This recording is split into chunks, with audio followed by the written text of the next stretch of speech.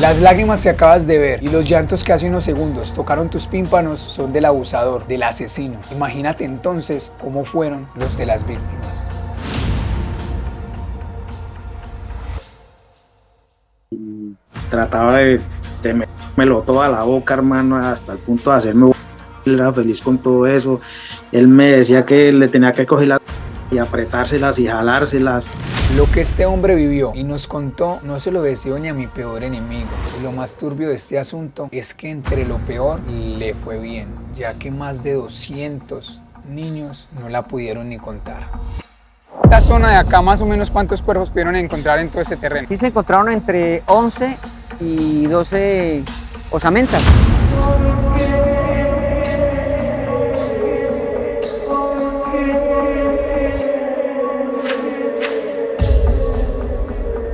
La misma pregunta nos hacemos nosotros. ¿Por qué asesinar y matar a más de 200 niños?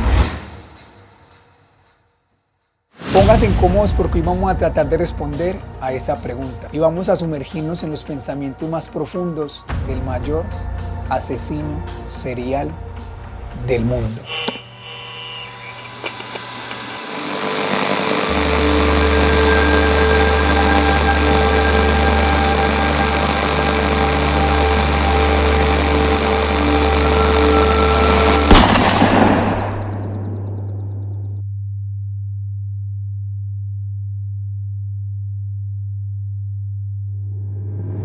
El personaje del cual les voy a hablar hoy es alguien común y corriente, como tú y yo, pero con una gran diferencia, y es que nosotros decidimos disfrutar la vida. Él decidió acabar con ella. Y no hablo de la suya. 25 de enero de 1957, en el pueblo de Génova, Quindío, nació un niño llamado Luis Alfredo Garavito.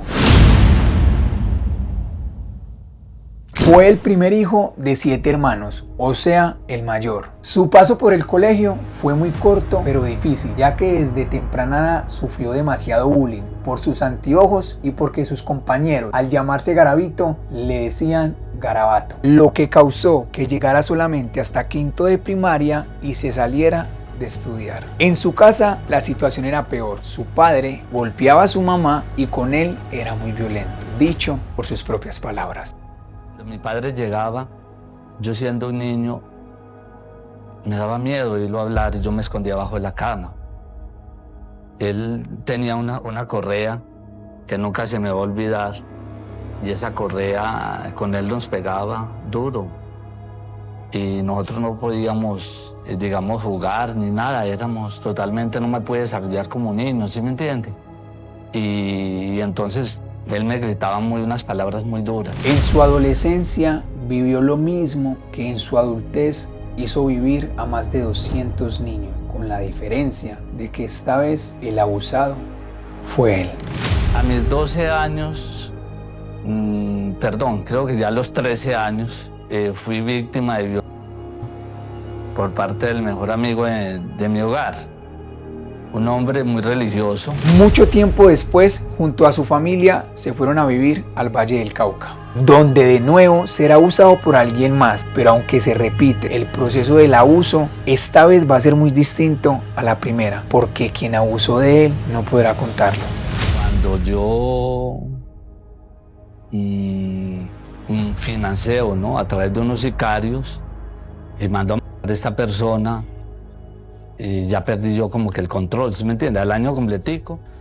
Garavito empieza a leer libros de magia negra y a tener conexiones muy fuertes con el diablo y la brujería. Llegó hasta un punto en el que hasta su alma la vendió.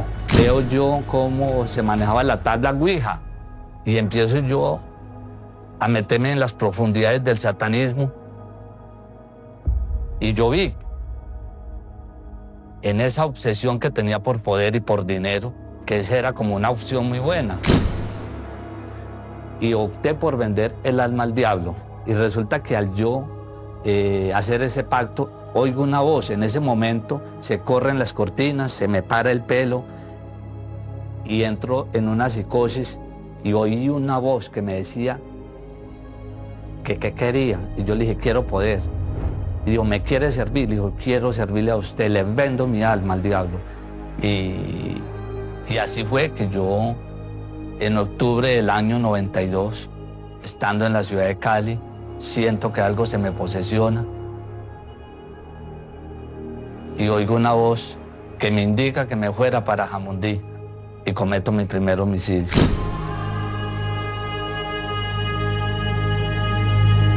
Y ahí inicia la tétrica y aterradora historia del mayor asesino serial del mundo.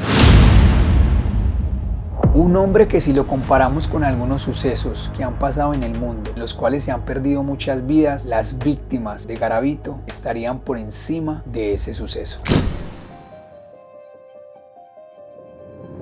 El 29 de diciembre del 2024, un avión de la aerolínea Jeju Air se estrelló al aterrizar en el aeropuerto internacional de Muan, en el suroeste de Corea del Sur. El vuelo 2216, un Boeing 737, venía desde Bangkok, Tailandia, con 181 personas a bordo. Durante la maniobra de aterrizaje, el avión sufrió una emergencia tras un posible impacto con aves, lo que obligó a un aterrizaje sin el tren de aterrizaje desplegado. La aeronave se salió de la pista, chocó contra un muro y se incendió. En el accidente murieron un total de 179 personas.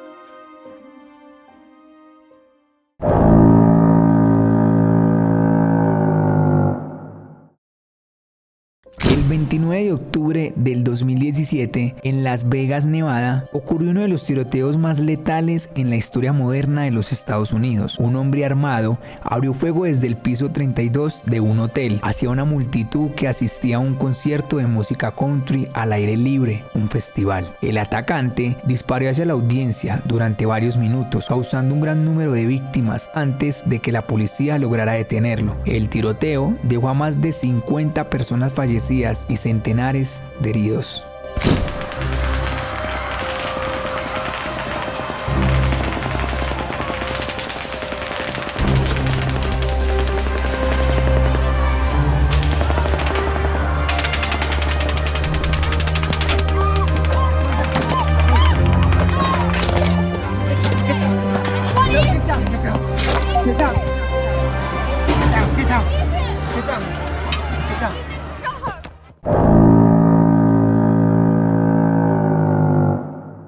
Jeffrey Dahmer fue un asesino en serie estadounidense que cometió sus crímenes entre 1978 y 1901 en Wisconsin, Estados Unidos. Se acercaba a los jóvenes vulnerables y los engañaba para llevarlos a su apartamento, donde los drogaba, los retenía y los asesinaba, con el objetivo de ejercer control total sobre ellos. Después guardaba pertenencias de sus víctimas y partes del cuerpo de ellas para luego con ellas mismas. Durante años no fue detenido debido a errores graves de las autoridades. En total asesinó 17 personas.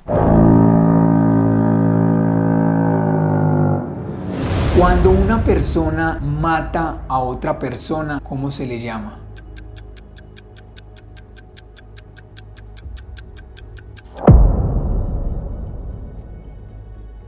Cuando una persona mata a dos personas o a más en el mismo momento, ¿cómo se le llama?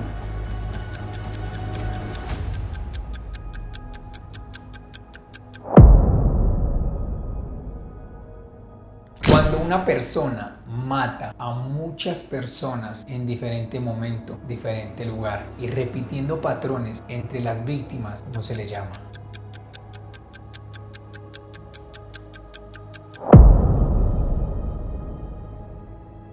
Cuando una persona mata a un menor de edad o a dos, ¿cómo se le llama?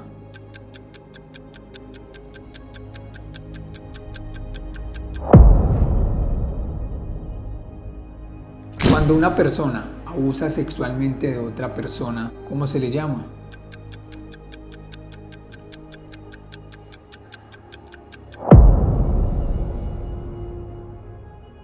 Pero entonces, ¿cuál sería la etiqueta para una persona como Luis Alfredo Garavito, quien en vida cometió todas las conductas que les acabo de decir? ¿Qué se te viene a la cabeza? Te voy a dar unos segundos para que lo pienses.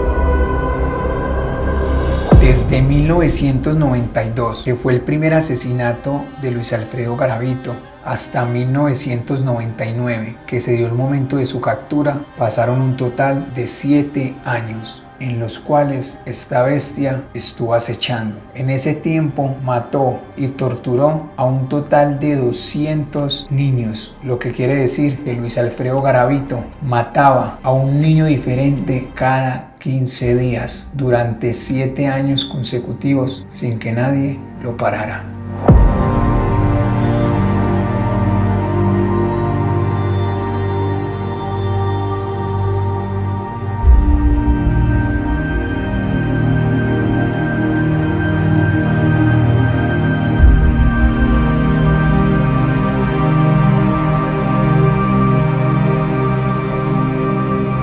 La mayoría de víctimas de Garavito eran niños hombres. Se aprovechaba de su inocencia, sabía cómo, dónde y cuándo atraparlos.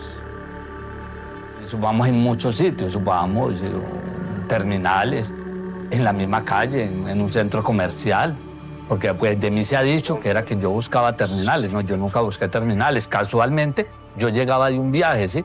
Y había una víctima ahí.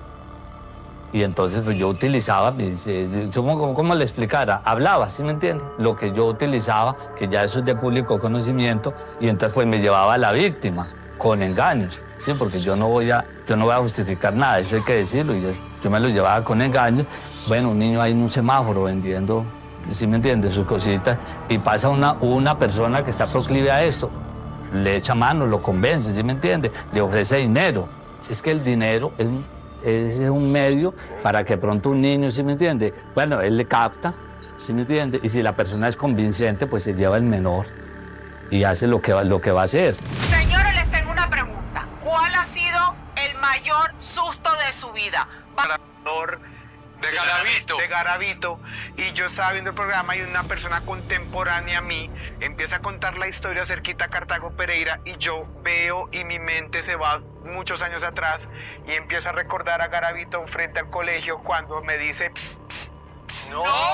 Y yo cruzo la Vargas, ¿eso es real? Se lo juro, yo me demoré mucho tiempo para contárselo a mis papás porque yo pensaba que era una imaginación de mi mente. Después se lo conté a ellos, mi mamá se acuerda de ese momento.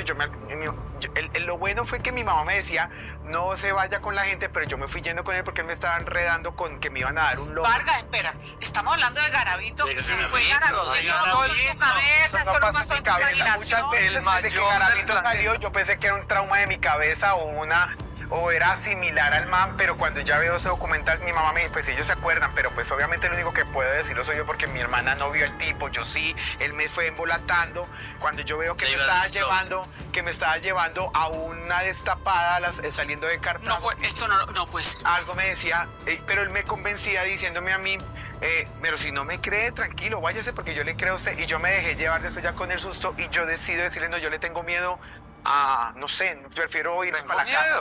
Y me fui. Y le cuento a mi mamá y mi mamá me pega. Porque me dice, ¿cuántas veces te he dicho que no le hagas caso? Todavía te lo dice. Pues perdón. Muchos de los cuerpos de las víctimas de Garavito eran imposible de reconocer, ya que el 70% de sus víctimas fueron halladas en huesos.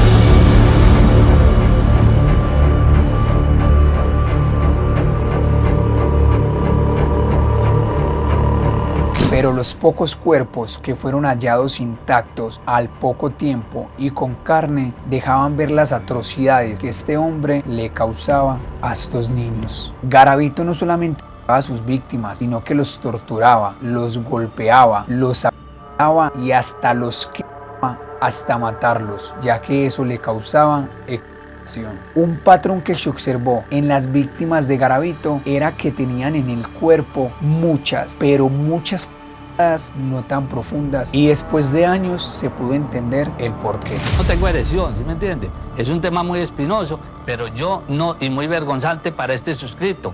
Yo no, porque no tengo erección, yo tengo un problema de difusión eréctil. A falta de que su tenía problemas de erección y era flácido, tuvo que apoyarse en algo que fuese sólido y que penetrara.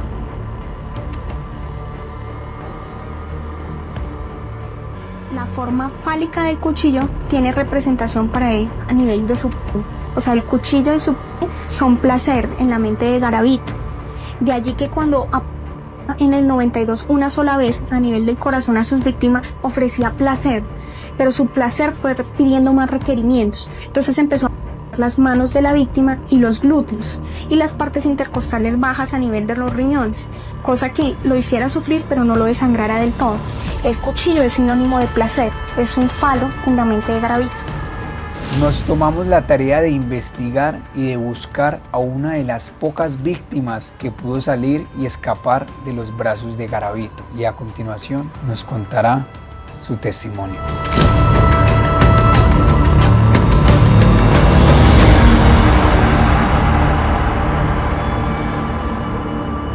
Bueno, mi nombre es William Trujillo Mora.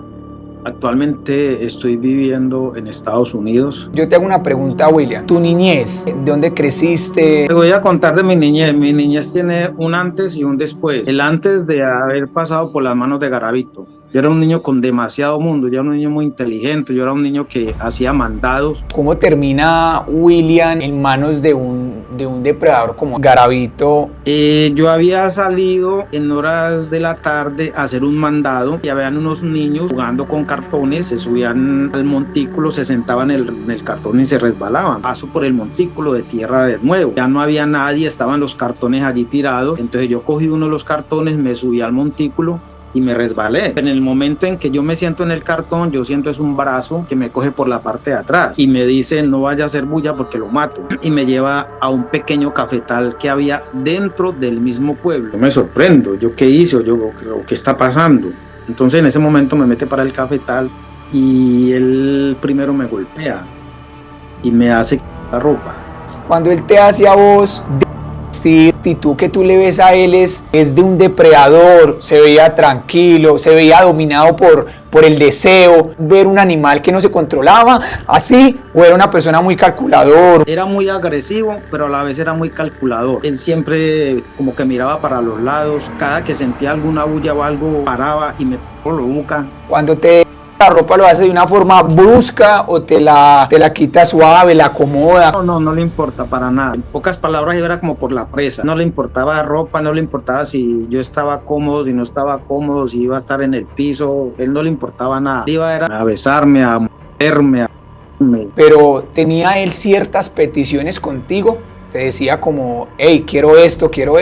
Ese tipo, en palabras pues vulgares, ese tipo hacía de que le besara el miembro, hermano, y él me obligaba a que lo tenía durísimo y trataba de tenerlo toda la boca, hermano, hasta el punto de hacerme vomitar, y él era feliz con todo eso. Él me decía que le tenía que coger y apretárselas y jalárselas, que se las golpeara. Eso era una cosa impresionante, y pues yo hacía todo lo que él me dijera, hermano, porque yo temía por mi vida.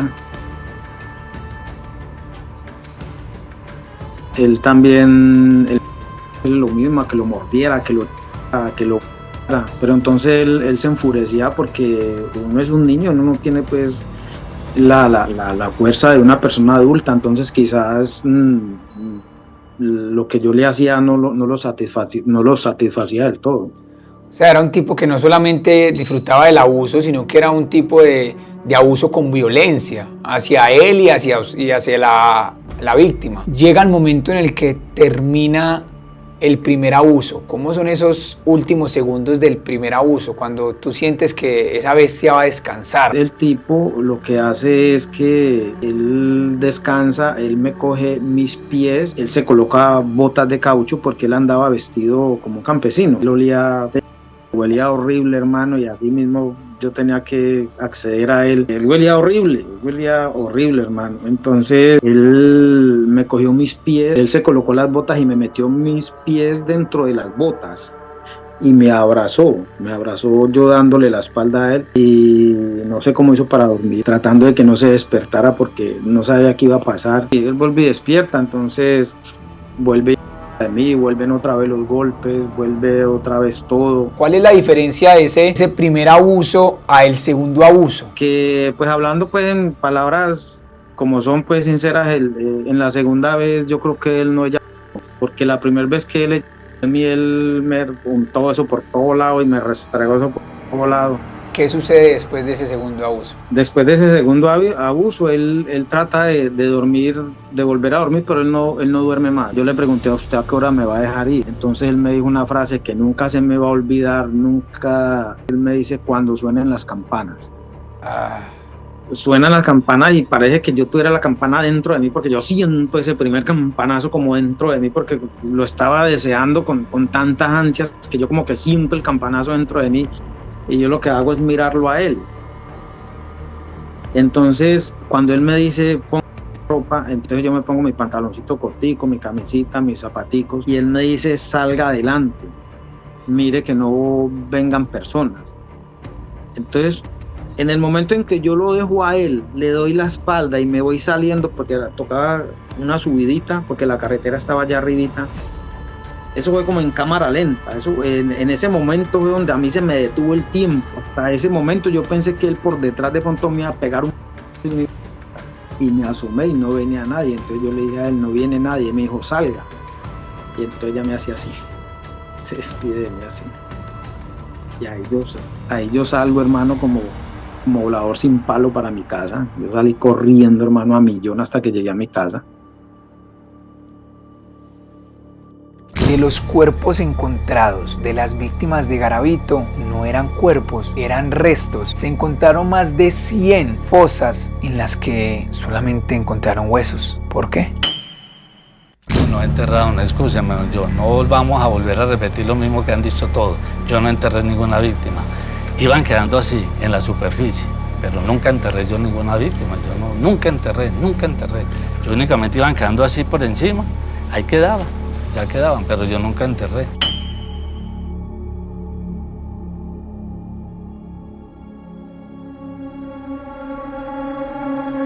En los años 90 era la época en la que se quería capturar a Garavito. Era muy difícil, ya que la policía colombiana en esa época tenía una tecnología que no era muy desarrollada. Sin embargo, los investigadores empezaron a ver algunos patrones que empezaron a entrelazarse. Por ejemplo, los cuerpos siempre estaban de la misma forma amarrados y no los enterraban. Así que los investigadores llegaron a la conclusión de que se trataba del mismo asesino, así los casos hubieran sucedido aparte. Viendo más a detalle, se dieron cuenta que todos los cuerpos encontrados en esa época de niños estaban amarrados con los mismos nudos y también con el mismo material, nylon. Además, empezaron a ver detalladamente diferentes casos que no solamente tenían en similitud que habían sido abusados, sino que al lado de los restos, en más de uno encontraron la misma botella de licor. Hasta que un día, a fortuna de los investigadores, aquella bestia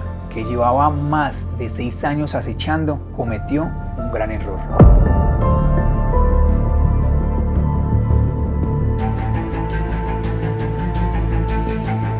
Garavito mata a un joven con el cual llevaba hablando varios días. Este joven era Ronald, aquel niño que unos minutos atrás les conté que fue encontrado con su dentro de su boca. La familia de Ronald, al darse cuenta que no aparecía, empezó su búsqueda. Una tía de Ronald, quien en días pasados había visto hablando el niño con un hombre, quien se averiguó y era Garavito. Rápidamente lo puso como su mayor sospechoso, buscó dónde se estaba quedando y junto a la policía lo fueron a buscar. Llegaron tarde, Garavito ya no estaba, salió huyendo, pero en su afán de irse dejó la cédula. Y así las autoridades ya tenían el nombre de un presunto asesino de niños. Lo que no sabían los oficiales es que aquel hombre era mucho más inteligente que ellos. Garavito, unos días después de ese suceso, se encontró una cédula por cosas de la vida de un hombre que se parecía a él. Y así pasó de llamarse Luis Alfredo Garavito a llamarse Bonifacio. Hizo todo lo que podía hacer para parecerse físicamente a aquel hombre que obviamente le estaba robando su identidad. Y con esa cédula siguió su vida. Varios meses, durante los próximos años, este tipo fue arrestado por hurto y por peleas callejeras, pero al tener una cédula que no era la de él y sin antecedentes, en unos días lo soltaban. Hasta que un día en Villavicencio arrestaron a Bonifacio por un crimen de bajo nivel. Nos encontramos aquí con don Pedro, viajamos total de 3 horas y media para ir hasta Villavicencio. Don Pedro fue el policía encargado en el tiempo en el que sucedió la captura de Garavito, fue el que llevó toda la misión. Estamos justamente con él hoy acá para que nos cuente un poco sobre cómo arrestaron a este asesino. ¿Usted quiere saber cómo se realizó la captura? El 28 de abril de 1999. Llamaron a la central como a las 6 de la tarde. La central reportó que un posible 906 en acción, un acceso carnal violento. Y llegamos aquí y ahí estaba el niño que habían intentado violar. El lugar de los hechos es esta mata de monte que está acá, al frente de nosotros. Según el comentario del niño, según el diálogo que se tuvo con el niño en el momento, él manifestó que se encontraba en el Parque Los Centauros. Él vendía lotería y hacía chances. Entonces, para ese momento es abordado por este tipo y le dice que lo acompañe, que haber un ganado que él tenía, que lo acompañara, que es que él no podía caminar muy bien. Según manifiesta el niño, vienen de allá para acá en el taxi, lo trae amenazado con un cuchillo que lo ponen en el abdomen. Él dice que abrazado, que lo traía intimidándolo. Se bajan, él paga su taxi. Garavito entra el niño para allá. Para allá, pero eso lo tenía aquí a 10 metros. Quiero dejar claro para que ustedes sepan que la historia que nos está narrando don Pedro es el último caso de violación de Garavito por el cual él es arrestado, por él. Mete el niño ahí a la mata de monte, lo empieza a desnudar, lo amarra, empieza a tocarlo. Afortunadamente en ese momento había un menor de edad fumando estupefacientes. Y él empieza a hacerles, ¡hey, que es el chino sano! Sale y le hace bulla, entonces llega la gente y Garavito coge hacia adentro de la mata de monte. El peladito es auxiliado por la gente de aquí. Ahí donde nosotros llegamos, hablo con el niño, me vengo aquí para el lugar de los hechos. Y Garavito. Y Garavito pues perdido. Entonces entramos, a 50 metros había una casa, una finquita, porque esto era una finca. Y ahí había una niña, ella nos dice, por aquí pasó. Ya estando aquí la aglomeración de la gente, le manifesté a las personas, les dije, vámonos de acá. Retirémonos de acá, pongámonos en el lugar de él. Si él ve aquí gente, quiere linchar y ve policía, pues él no va a salir. Si ya es aterrador que uno pase una situación de esas, imagínense en que sea en un panorama de estos de noche. No era una persona que se escondía mucho, que se iba afuera de la ciudad. Era una persona que lo podía hacer acá, literalmente al lado. ¿Qué pasa con la maleza? Cuando un cuerpo entra en descomposición, la misma hierba se encarga de tapar el olor, de consumir el cuerpo. Entonces no es muy difícil de encontrar. ¿Por qué quería usted achantar la gente? Porque es muy obvio que una persona que se encuentre rodeada no va a salir. Retiré a los policías, me subí y le pedí el favor a los taxistas y nos subimos cada uno por su lado. Y se despejó la zona. Se despejó la zona.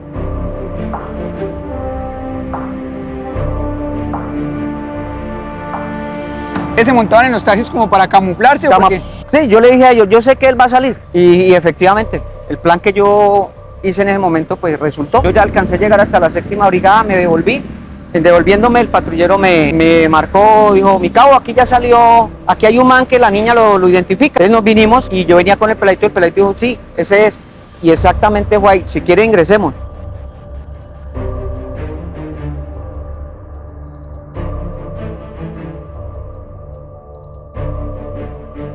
El último caso de Garavito, es que literalmente acá fue donde pasó.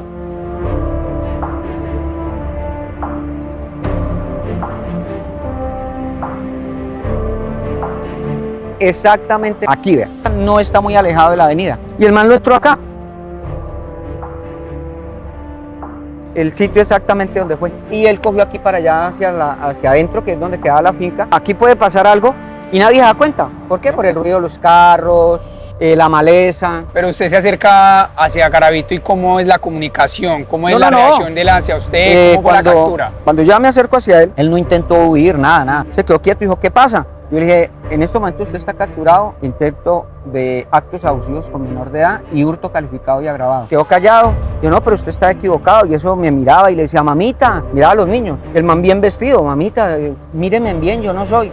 No tenía ni tierra. La niña dijo, sí, es usted. Entonces yo me quedé viéndolo, lo subí al carro y me lo llevé para el CAI. Entonces empecé a mirarlo, tenía muestras en las rodillas de pasto y estaba mojado. Y le dije, bueno, explíqueme usted por qué está así, qué estaba haciendo allá. Yo, no, es que yo vengo de Acacía. Yo voy para Orizas del Guatiquía. Le dije, ¿y por qué se bajó acá si la buseta va para el centro? Lo deja más cerquita. Yo, no, es que a mí me gusta caminar. Identifíquese. Y él se me identificó con una cédula llamada Bonifacio Morera Listán. Él anduvo todo el tiempo con esa falsa identificación. Bonifacio no tenía ni una denuncia, nada. Estando yo allá en el CAI, llegó el papá del niño, la mamá. Y dije, pero yo cómo amarro a este man, porque le pregunté al niño que qué le había alcanzado a hacer. Le dijo que no, que nada, que solamente lo había amarrado y que lo había tocado. Con ese testimonio no podía usted retenerlo. Sí, no, pues en esa época no es como ahorita, que es muy delicado. Tenía que pasar y me la jugué. Le dije, hablé con el papá y con el niño. El niño me dijo, es que yo tenía un billete de lotería, billetes de lotería, no los encontramos. Entonces yo le dije al niño, la única forma de amarrar a este tipo es, vamos a decir, y lo va a meter por hurto calificado y agravado. Usted va a reconocer este billete porque es suyo. Usted va a decir cuando le preguntan, sí fue, me puse de acuerdo con el papá y el niño, y pues hoy en día lo cuento porque pues ya pasaron muchos años y tenía que suceder esa catástrofe. ¿Sabes que si usted no lo incrimina de esa forma, Garavito estuviera suelto?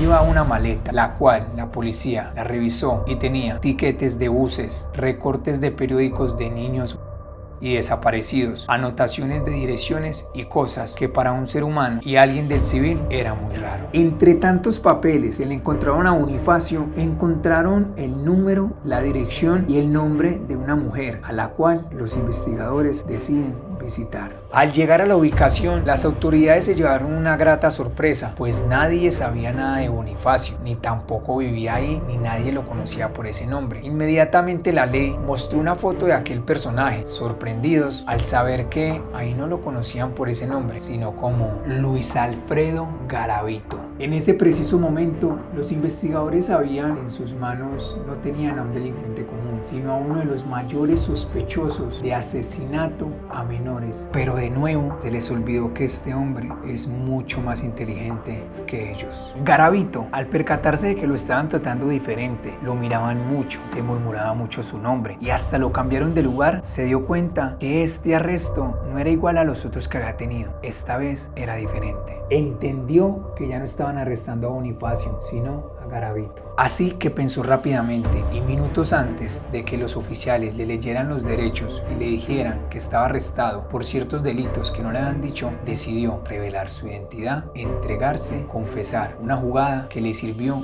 mucho más adelante a la hora de su condena.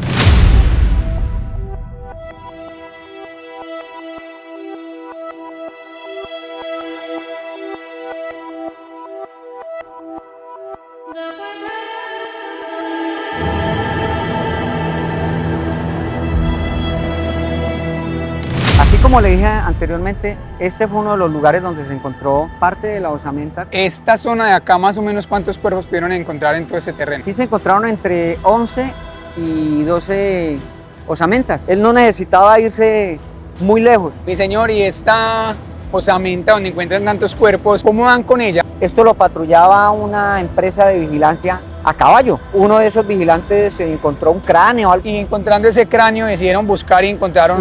Sí, estaban muy cerca. Siempre llegaba, por decir algo, le voy a dar un ejemplo, ese árbol ya lo tenía, entonces allí, 10 metros más para acá, entonces se encontró toda esa osamenta. Él llegaba y dejaba un cuerpo en un árbol, si no encontraban el cuerpo ni nada. Para él era un sitio seguro. Hay un caso particular en Acacías, llevó una parejita de hermanitos, niña y niño. Le hizo todo el daño que le hizo al niño y a la niña no le hizo nada. El niño todo y lo mató y a la niña no le hizo nada. Todos los casos fueron con niños.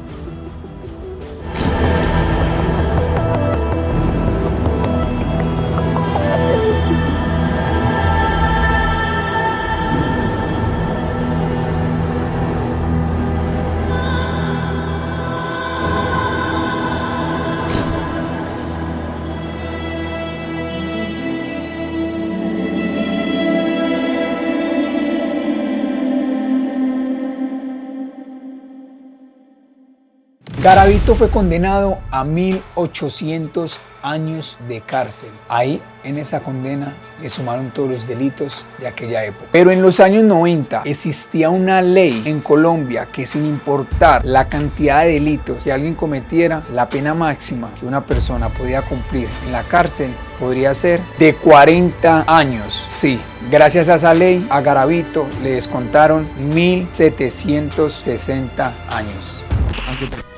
Un poquito. De la partecipazione e convive oppure un video Su e giù per le salite, le discese del Noticia de última hora. El violador y asesino Luis Alfredo Garavito fue condenado a 40 años de prisión, la máxima condena que está permitida en este país.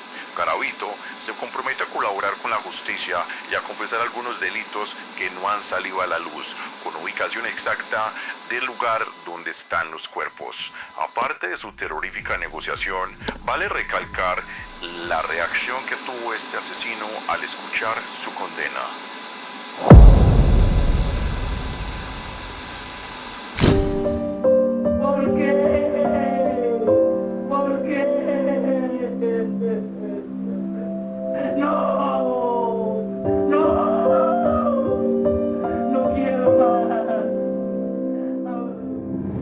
Garavito cumplió su condena en varias cárceles de Colombia, pero sin importar la cárcel en la que estuviera, siempre lo ponían en un patio especial, ya que si lo ponían en un patio normal no duraría ni un solo día con vida. Garavito, aunque estaba preso, era de los delincuentes que más facturaba dentro de una cárcel. Se dice que por una entrevista llegó a cobrar hasta 70 millones de pesos y fueron muchas las que se dio durante su condena. Por buen comportamiento y trabajos que hizo en la cárcel, la condena de Garavito bajó de 40 años a 25. Y justo cuando faltaban tan solo 2 meses para que Garavito saliera de prisión y cumpliera 25 años de su condena, le dio una infección en un ojo, la cual le causó un paro cardiorrespiratorio, y así Garavito, en la cárcel de La Picota, falleció.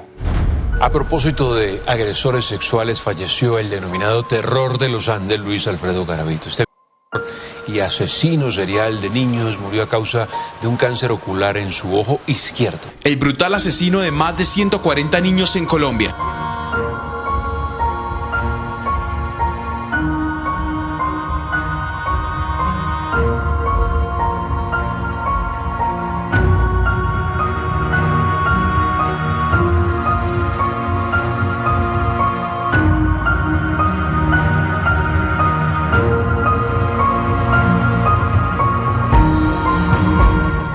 Cuba de Valledupar.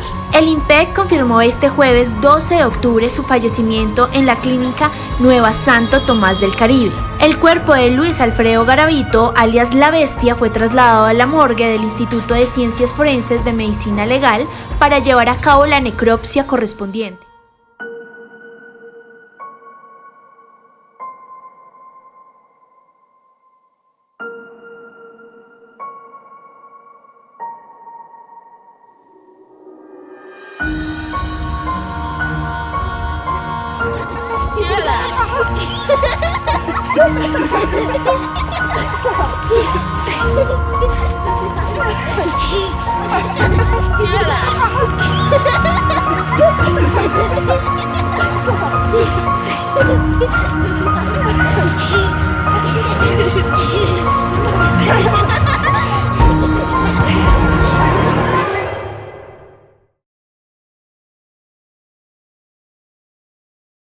Les presento a Kevin Pinzón, periodista y director de uno de los podcasts más escuchados en Colombia. Hace unos años atrás decidió investigar el caso de Garavito. Se obsesionó tanto con el caso que llegó hasta un punto en el que Garavito lo consideraba su amigo. Al frente de nosotros tenemos a una de las personas que más cercanía tuvo y conversaciones en los últimos años con Garavito. Tanto así que Garavito le dio a Kevin artículos personales para que los cuidara. Y cuando falleció, le dejó algo a Kevin que para él era sagrado, su Biblia.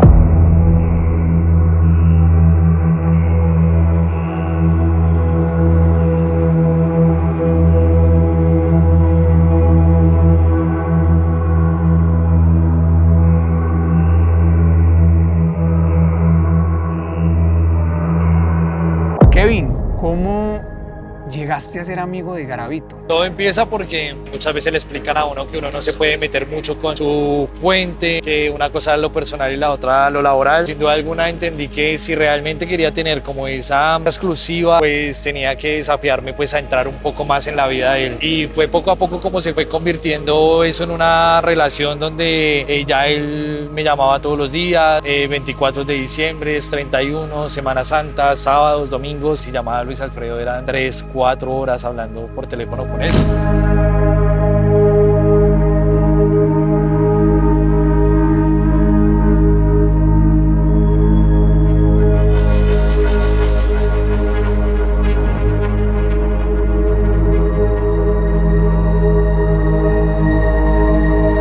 ¿Cuántos años hablaste con Garavito? 4 años, hablando prácticamente todos los días con él. ¿Y vos no crees que de pronto Garavito se pudo enamorar de ti? Pues eso dicen algunos expertos, otros sí dicen que pudo haber más como una amistad que nunca él encontró en otras personas.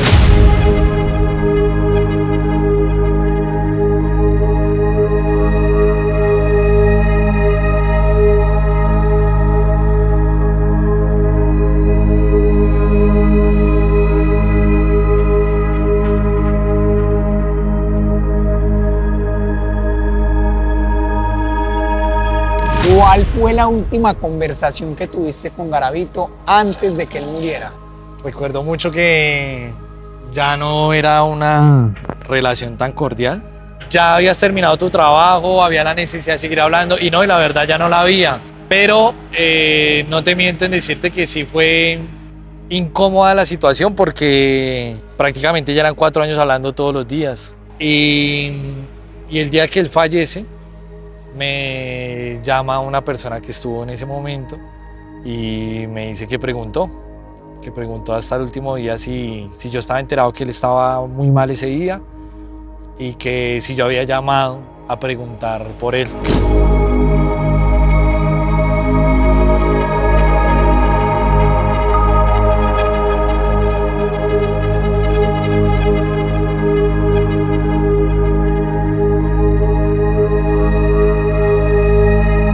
¿Lo que tienes en las manos te lo regaló Garavito? Sí, la Biblia me la regaló, estos papeles me los enviaba para demostrarme cosas, me los mandaba desde la cárcel, ahí está, firmados por él. Remite Luis Alfredo Garavito Cubillos. ¿Puedo sacar algún papel? Sí, claro. Puede ser incómoda la pregunta que te voy a hacer porque no sé si la puedas responder, pero en algún momento te narró a palabras de él cómo hizo un asesinato. Te voy a contar una historia muy brava. Él me mandó a buscar un menor que se había perdido cerca a Manizales y me acuerdo que yo fui, me metí al sitio y me acuerdo que era así como acaba bajando. Yo empecé a bajar, me llegó el barro hasta las rodillas y me llama él. Me empieza a decir, oiga, usted al fin fue por allá a Manizales, donde le dije que fuera, ¿qué tal? Y yo, no, sí. Y él me empieza a contar lo que hizo con el menor. Y pues viejo, era estar en el lugar donde había pasado eso y me empieza él a decir, mire, con el paso así, yo lo amarré como a todas las víctimas, yo lo puñalé de esta y esta forma.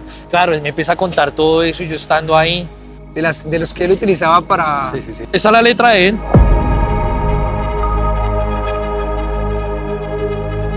Hechos. Les voy a leer una carta que Garavito le mandó a una familia. Me siento con un dolor muy grande. También avergonzado por haber causado este dolor tan grande. No ha sido fácil, ni para mí, ni para mi familia.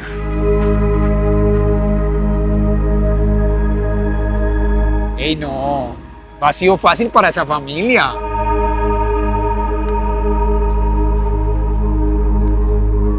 Mapas. ¿Qué es esto? Mapas. Mapas de... Sí. ¿Estos son mapas para encontrar cuerpos? Sí, tenía detalles, bajada de la carretera. Yo ya lo sabía un poco leer. Cada vez que tú veías un punto así en el mapa, ahí era donde quedaba el menor. Y él lo escribía, queda el menor o quedó el menor. Casa de alambre, baja la pendiente, zona de potreros, bajas y ahí está el menor. Está el menor. Esta era la Biblia de Garavito. Esa fue la primera. ¿Qué tan importante era esta Biblia para él? Lo acompañó 21 años. Te voy a pasar la Biblia de Garavito. Quiero que me la entregues a mí con las mismas palabras y con la misma actitud que él te la entregó a ti cuando te la regaló. Ya íbamos a cortar, estábamos terminando nuestra sesión de entrevistas. Abre la Biblia, la lee él mismo y dice Penitenciaría de Alta, La Tramacúa. Él coloca la firma del día en que me la regala y dice Kevin Pinzón, que Dios Todopoderoso te otorgue toda la sabiduría que necesites a lo largo de la vida. No te apartes de esta palabra de Dios, el mundo no ofrece sino caminos de muerte. Que Dios te bendiga, Luis Alfredo Garavito Cubillos. Me dice, tome Kevin, esto es para usted, cuídela.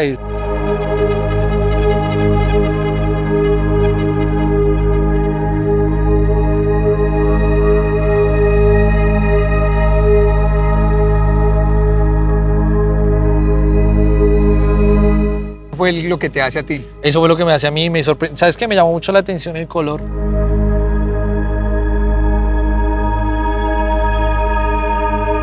Sí, es que con diferentes colores. Con diferentes colores. Eso también ha sido materia de estudio. Mucha gente ha hecho tesis, ha hecho estudios sobre esto y yo un poco abro esto como para la opinión pública, sino trato de que sea para gente que pues la estudie. Toda la Biblia está marcada, toda, o sea, literalmente sí. Se la leyó toda, mira, toda. ¿Tú crees que de verdad era un hombre que estaba con Dios? ¿O crees que la religión la utilizaba para que lo vieran como un hombre arrepentido? Sí, no, yo creo que indudablemente era eso, que él era de una u otra forma su estrategia. ¿Qué sabes de Garavito después de que muere? Que me empiezo a enterar de qué pasa en su celda. Espera, o sea, ¿te diste cuenta de lo que había en la celda de Luis Alfredo Garavito cuando muere?